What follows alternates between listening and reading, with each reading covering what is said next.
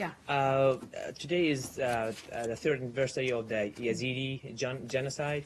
I don't know if you have a statement on that, but also a question on the minorities, that they are concerned about their future even after ISIS, what's going to happen to them, the Yazidis themselves and also the Christians.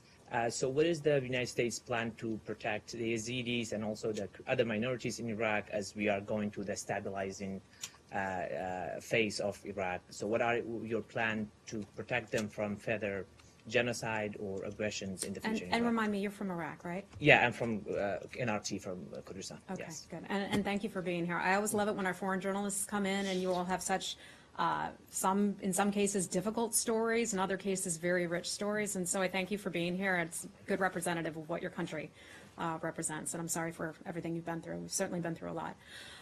Yeah, today is the third anniversary of the what happened to the Yazidis, Christians, and some Shia Muslims in Iraq.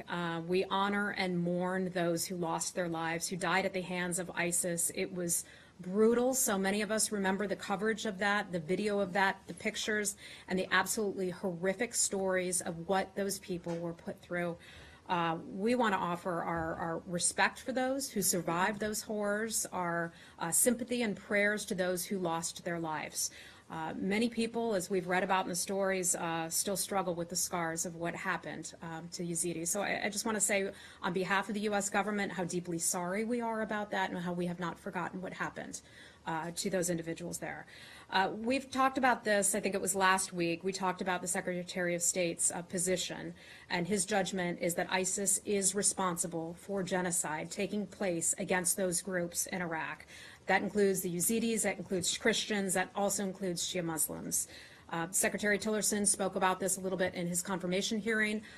I know that is his personal opinion and is deeply regretful and sorry for what happened to those people. You know, there have been more than 40 mass graves that have been found in the areas around Sinjar. Just try to imagine that. We know that children, young people, old people were massacred as a result. There were 550,000 who lived in the region pre-ISIS, and now about 360,000 or so have been displaced. You asked me the question about what the United States government is doing about that. We are providing some money to the Iraqi government. Let me see if I can find the specifics on the dollar amount of that.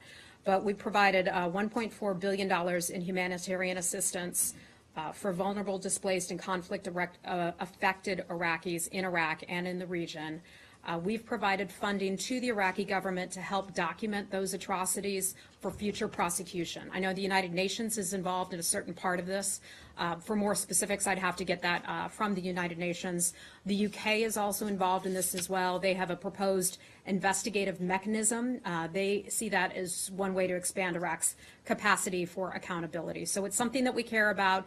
It's something that we have certainly funded.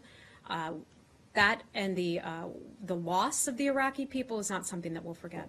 Sorry, the money was 1.4 billion? Yeah, 1.4 billion in humanitarian assistance since fiscal year 2014. And USAID and state have provided more than 100 million in assistance for Iraq's religious and ethnic minority communities. And then we've also led an international initiative to highlight the plight of these minority communities.